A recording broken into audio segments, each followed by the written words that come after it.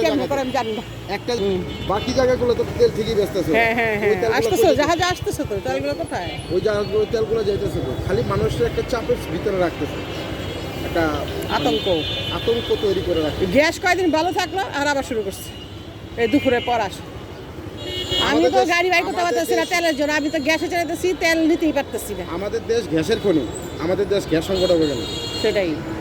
আরে এই যে ইলেকশনের আগে গ্যাস আমাদের সারাদিন বন্ধ 3-4 মাস।